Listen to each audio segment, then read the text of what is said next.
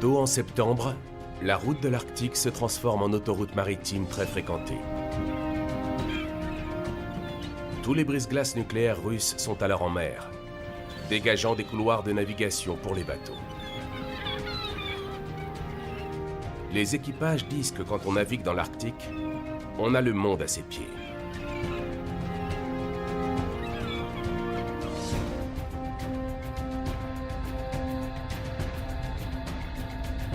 La route suit la frontière nord de la Russie, offrant le passage le plus court entre l'Europe et l'Asie, en passant par les 7 mers du Nord.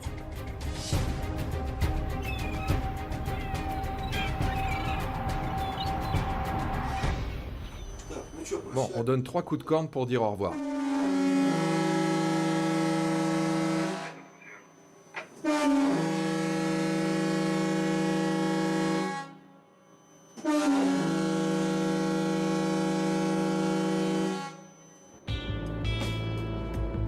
Le bateau à propulsion nucléaire Taimyr quitte le port de Mourmansk à l'heure. Il va patrouiller pendant 4 mois sur la route des mers du Nord. Malgré la traversée de 10 fuseaux horaires, l'équipage ne modifiera jamais le réglage de l'horloge de bord.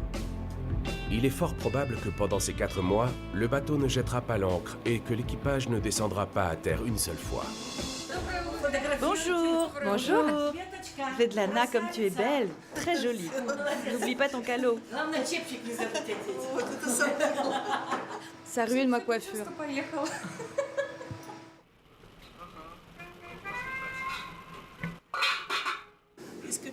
Le capitaine et le premier officier vont s'installer ici. Ils n'aiment pas avoir des trous dans leur pain.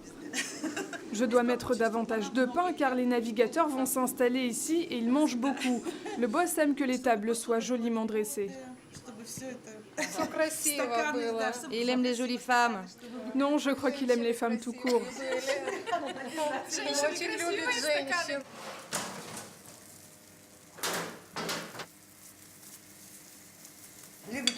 Comme tous les hommes, ils aiment les pirochki aux poissons, aux pommes de terre et aux choux. Depuis le temps que je travaille ici, j'ai appris à connaître leur goût. Le sol est très froid et mes pieds sont complètement gelés. J'ai mis des chaussettes. Tout le monde porte quelque chose de chaud aux pieds, sinon ils gèlent. Oui, il fait froid ici, mais que voulez-vous? Nous sommes dans l'Arctique.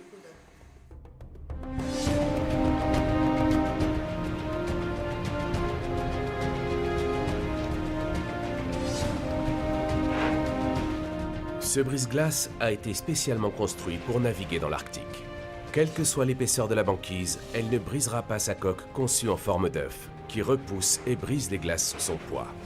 La propulsion a été conçue pour la puissance et non pour la vitesse. Cependant, en cas de besoin, le Taimyr peut tout de même atteindre la vitesse respectable de 19 nœuds. C'est un spectacle impressionnant lorsque le Taimyr s'avance rapidement pour apporter son assistance. La flotte militaire russe suit un cap le long de la route des mers du Nord. C'est une zone particulièrement périlleuse. Plusieurs brise-glaces vont s'y dépêcher pour ouvrir la route à la flottille. Peut-être qu'on n'aperçoit pas de glace d'ici, mais le capitaine m'a montré les relevés. Et jusqu'au nord de la Terre du Nord, il y en a tellement que si le vent change, les glaces se déplaceront rapidement vers nous, bloquant la route.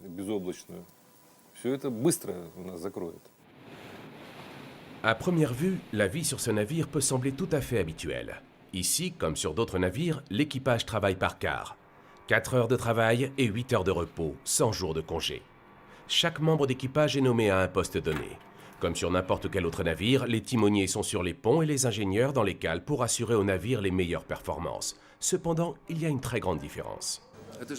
On dirait que ce navire est très simple, mais ce n'est pas du tout le cas.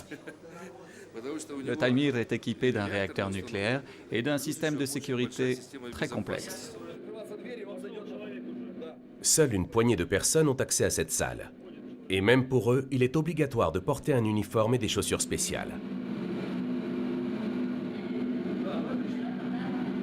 C'est un réacteur nucléaire qui offre à ce navire son énorme puissance. Et grâce à lui, le Taimyr n'a pas besoin de rentrer au port pour s'approvisionner. Son carburant nucléaire ne doit être remplacé qu'une fois tous les 5 ans. La mise en marche du brise-glace prend à peu près une semaine et comprend entre autres des vérifications du système nucléaire.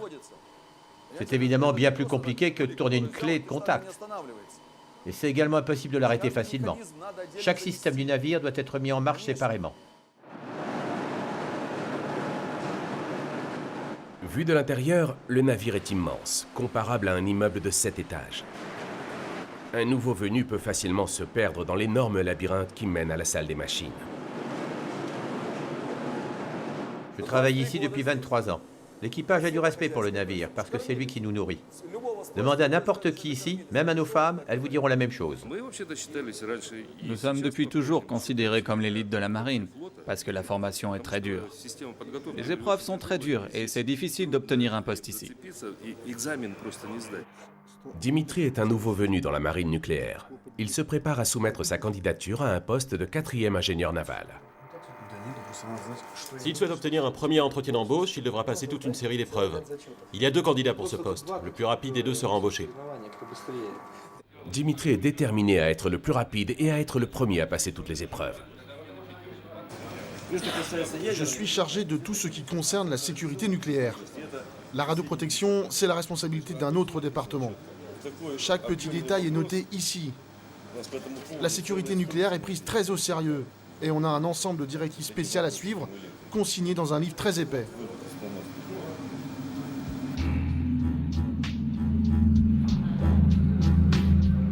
L'équipage se prépare à un long voyage qui couvrira les rives sud de l'océan Arctique.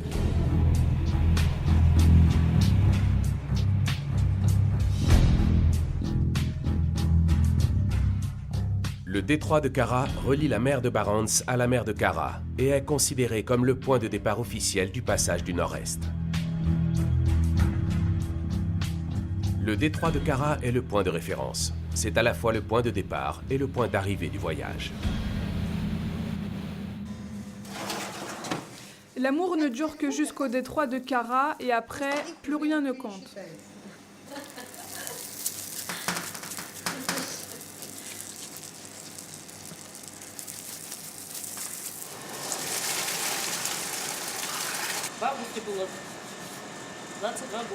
En août, ça a fait 22 ans que j'ai commencé à travailler ici. Je voulais me marier à l'époque. Mon premier voyage, c'était sur le Vaigache et j'ai rencontré un jeune homme durant ce voyage. On m'a prévenu, l'amour ne durera que jusqu'au détroit de Kara. Après, il t'oubliera, mais il ne m'a pas oublié. Ça a duré jusqu'au détroit de Kara et bien au-delà, de même sur le chemin du retour.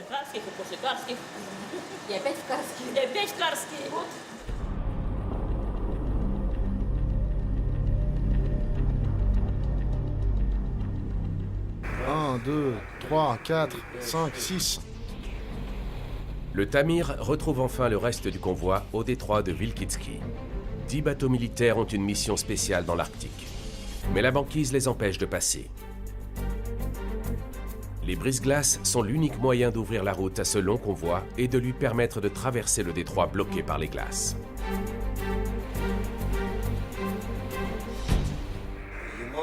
Yamal à Taïmir, pouvez-vous ajuster votre position? Nous pouvons prendre votre place ou manœuvrer entre les deux. On va s'ajuster. Venez vous mettre à côté de nous. Ralentis, mets-toi dans le sillage, ok? Dans le sillage? Entendu. Poste central au pont, descendez à 10%. À toute la flotte. Le brise-glace Taïmir a rejoint la flotte à 14h30 et a pris place dans le convoi. Salutations à tous de brise-glace Taïmir. Salutations Taïmir, c'est Morakod, vous me recevez? Salutations de Vaigache. Salutations de Yamal. Merci. Cet exercice est l'occasion unique de voir tous les brise-glaces nucléaires russes ensemble. Les grands brise-glaces rouges sont surnommés par les marins les chevaliers. Le 50 ans de la victoire est l'un des navires les plus puissants au monde. Il est capable de briser la banquise jusqu'à une épaisseur de 3 mètres. Alors que les brise-glaces de couleur blanche, Taïmir et Vaigache, plus petits, sont en mesure de conduire un convoi à travers les estuaires gelés des fleuves sibériens. Lorsque j'étais à l'école, en 6e, je crois, on nous a parlé du premier brise-glace, le Lénine. J'ai pensé en entendant ça, mon Dieu, ces gens sont de vrais héros. Ils sont fantastiques. À cette époque, je ne pouvais pas imaginer que moi-même, je deviendrais un jour aussi fantastique. Un vrai héros, comme eux. Le premier navire à propulsion nucléaire, le Lénine, a été mis en service en 1959. Tout le monde disait alors que l'URSS avait réussi à mettre le nucléaire au service de l'homme. L'expression « le nucléaire pour la paix » est alors devenue très célèbre.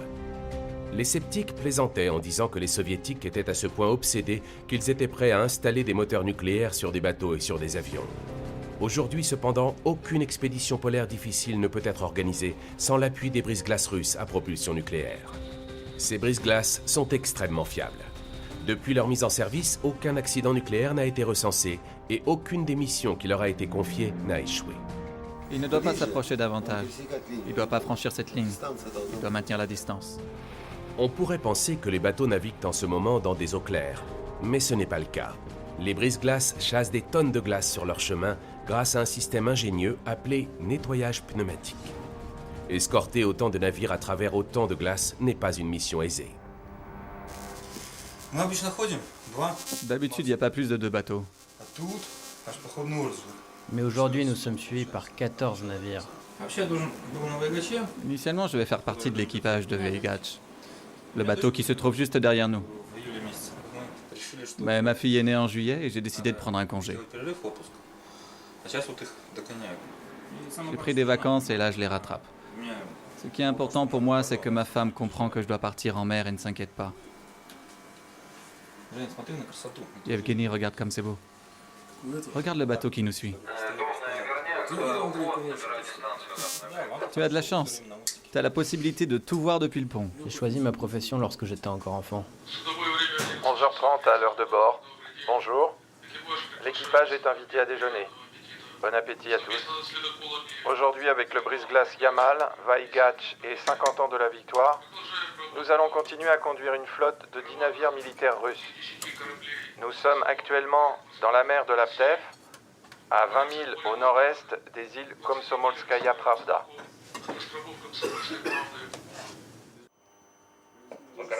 Yamal commence son virage à gauche. Cap 9, 0 degré. C'est mon record. Bien reçu.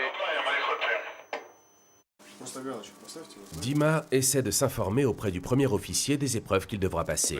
Mais on dirait que ce n'est pas le bon moment pour poser des questions. Il y a un morceau épais sur ta droite, près de l'entrée. Avance-toi. Nous allons le pousser et revenir en arrière. Entendu.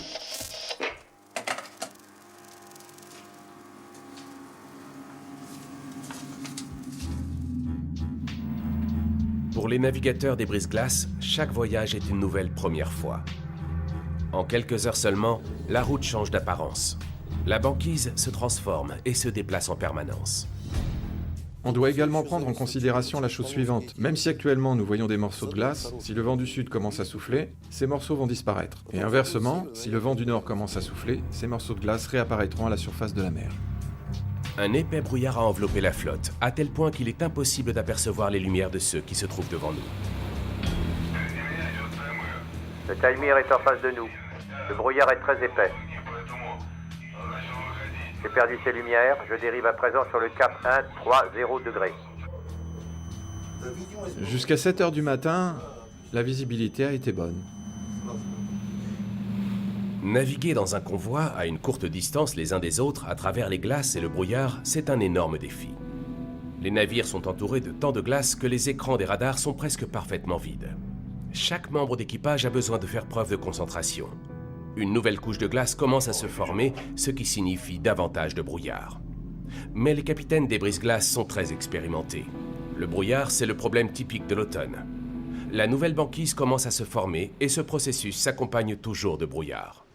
On doit préparer les tables pour le dîner. On a beaucoup de travail. On est constamment en train de courir parce que si on prend une petite pause de 5 minutes pour bavarder un peu, on sera en retard. Donc on ne peut tout simplement pas se le permettre. Malgré le brouillard et la banquise épaisse de 2 mètres, l'équipage maintient sa routine. Svetlana était en train de nettoyer les ponts intérieurs lorsqu'elle a entendu sa chanson préférée. Elle s'est arrêtée pour aller écouter la musique.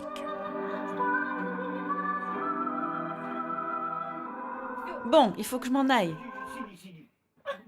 Non, non, assieds-toi et regarde, elle porte une robe rouge.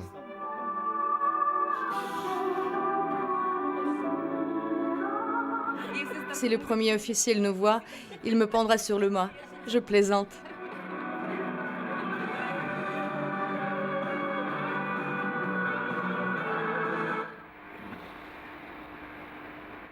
Les brise-glaces ont escorté le convoi militaire pendant presque 4 jours. L'étape la plus dure est désormais derrière eux. La route passe par les eaux libres jusqu'aux îles de Nouvelle-Sibérie. À tous les capitaines de brise-glace, nous avons entrepris une mission unique, peut-être la première de ce type dans l'histoire de la marine russe. Tous les brise-glaces à propulsion nucléaire de la Fédération de Russie ont pris part à cette mission. J'aimerais exprimer ma reconnaissance aux équipages et vous souhaiter bonne chance et bonne route dans cette région.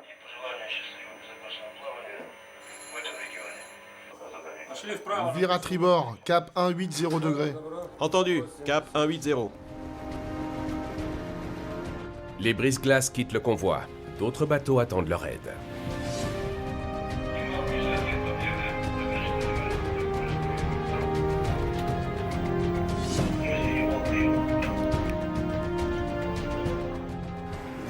Nous avons escorté ces navires et nous retournons à présent au méridien 109.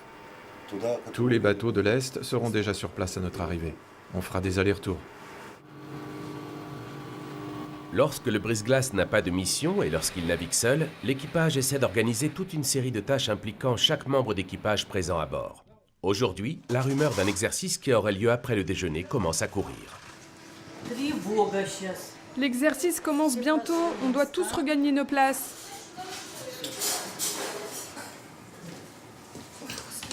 Oh mon Dieu, nous faisons vraiment un travail dangereux.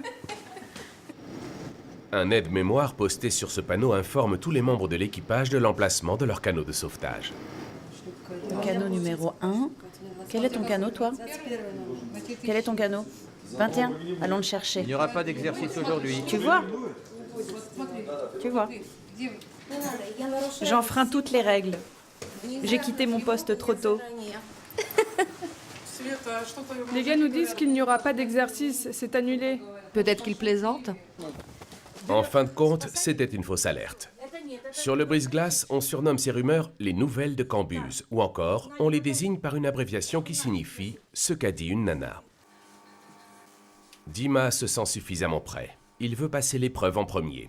Il a déjà convenu avec le premier officier qu'il viendra passer l'épreuve demain. Certains documents sont à nous. Il y a aussi le règlement intérieur. Oui, je vois, merci.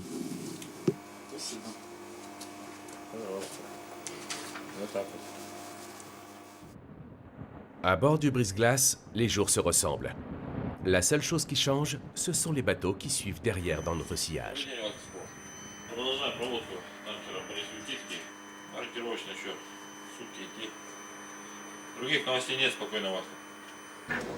Entendu. Bon travail à vous également. Dimitri a brillamment réussi ses examens. Il prendra ses fonctions dans quelques jours. Tôt en automne, la mer du Nord se libère presque entièrement des glaces. Il en résulte que cette période de l'année est la plus prisée pour la navigation sur cette route maritime. Nous avons parcouru toute l'Arctique et il n'y avait pas de glace. Mais s'il y a un seul bloc de glace quelque part, c'est fini.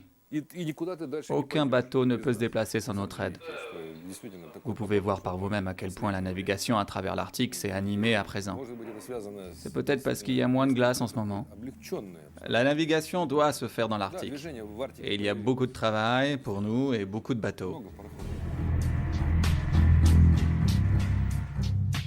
Naviguer d'Europe en Asie le long du passage du Nord-Est est beaucoup plus rapide que par la route plus connue qui passe par le canal de Suez. Il faut 22 jours à un tanker pour relier Shanghai à Mourmansk. La route du canal de Suez prend 40 jours. L'option arctique est donc beaucoup moins coûteuse en frais d'équipage et de carburant. La perspective d'utilisation de la mer du Nord tout au long de l'année est devenue un sujet d'actualité. La technologie progresse, le climat change, la banquise fond et les prix des matières premières ne cessent d'augmenter. Cependant, à bord des brise-glaces, le potentiel que représente l'Arctique est vu différemment. À bord, on oublie tout. Alors qu'à la maison, on croule sous les problèmes. La vie est très différente ici. Nous avons calculé avec ma femme que sur 30 ans de vie commune, je n'en ai passé que 14 à la maison. Je regrette ces années passées en mer. Je n'ai pas pu être le père que je voulais. Chaque fois que je revenais à la maison, mes enfants avaient grandi. Quand j'ai travaillé en Extrême-Orient, j'ai rapporté des vêtements pour ma fille aînée. Quand je rentrais à la maison, j'ai réalisé que ces vêtements étaient trop petits pour elle. Chaque fois que je prenais une taille au-dessus, elle était toujours trop petite à mon retour. J'en ai assez de la mer et de l'Arctique. J'ai passé 35 ans ici.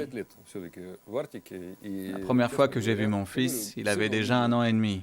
Et je n'étais pas là lorsque ma femme a quitté la maternité. Ni après la naissance de mon fils, ni après la naissance de ma fille. Oui. On fait demi-tour pour aller secourir le Nordique. Il a une brèche. Oui. La brèche du Nordique se trouve au-dessus de sa ligne de flottaison. Mais le laisser dans la glace peut être dangereux. Le brise-glace reçoit un nouvel ordre d'amener le bateau en difficulté dans les eaux claires.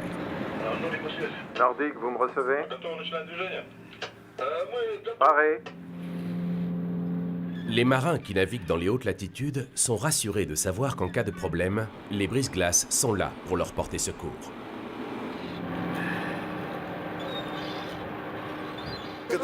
Lorsque c'est impossible de s'en sortir, les brise-glaces sont là pour vous venir en aide. Écoutez cette chanson. Elle parle de nous.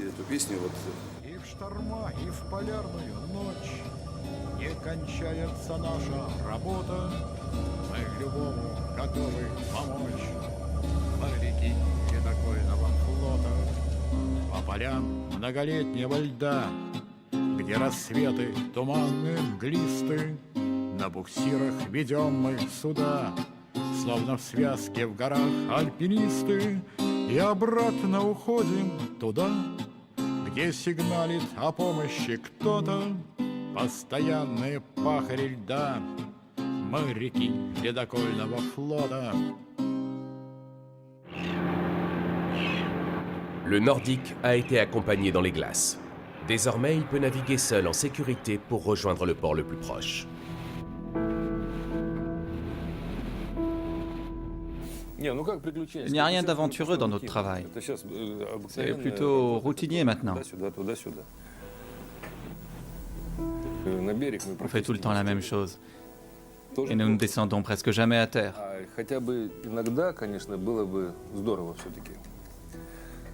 C'est dommage, car j'aimerais bien marcher sur la terre ferme de nouveau, après avoir passé tout ce temps en mer. Les deux brise-glaces, Taimyr et Vaigach, se sont arrêtés près d'une île arctique, au milieu du passage du Nord-Est. Mais personne ne peut descendre à terre. Tout ce qu'ils peuvent faire, c'est fixer longuement l'île du regard. Il y a beaucoup de choses à faire. Les deux brise-glaces se sont rencontrés seulement pour transborder des gens et de la nourriture, du Taimyr au Vaigach. Le Taimyr a quitté la terre ferme récemment. En revanche, cela fait plus de 3 mois que le Vaigach navigue. Il commence à manquer de nourriture. Pourquoi le Vaigach reçoit-il autant de mandarines? C'est parce qu'il va passer le nouvel an en mer? Parce que nous en avons suffisamment. D'habitude, les bateaux ont des stocks de nourriture non périssables supérieurs à leurs besoins. Parfois, ils ont jusqu'à 6 mois de provisions. Et les bateaux qui ont pris la mer récemment leur apportent des fruits et des légumes frais. Et toi, fais attention. Les poires ne doivent pas se retrouver sous les pastèques. Non, non, pas sur les poires, sur les oranges. Sur les oranges, ça va, mais pas sur les poires. Tout peut arriver dans ces hautes latitudes et les marins ne savent jamais à l'avance quand ils pourront rentrer à la maison. J'ai beaucoup d'énergie car j'étais en vacances récemment. J'ai pu me reposer. Mais les autres sont là depuis le mois de juin. Ce n'est pas qu'ils soient fatigués, mais c'est comme s'ils étaient en état d'hibernation. Le Vaigach est en mer depuis 4 mois. Il n'y a probablement pas un seul endroit dans le passage du Nord-Est où il ne soit encore allé. Nous avons été partout. Il n'y a pas un seul endroit que nous n'ayons encore visité. Le vrai roi ici, c'est l'ours polaire. Et en deuxième position, viennent les brise-glaces. Oui, les brise-glaces. Les brise-glaces vont à présent emprunter des routes différentes, afin de se tenir prêts à toute mission qui se trouvera sur leur chemin et à venir en aide à ceux qui ne peuvent pas se libérer seuls des glaces. En prenant la direction de l'Est, le Vaigache va rencontrer une énorme tempête. Il doit se dépêcher, car un autre convoi l'attend à la limite des glaces. Merci beaucoup. On vous a suivi dans le noir. Sans votre aide, nous n'aurions pas pu nous en sortir à cette vitesse.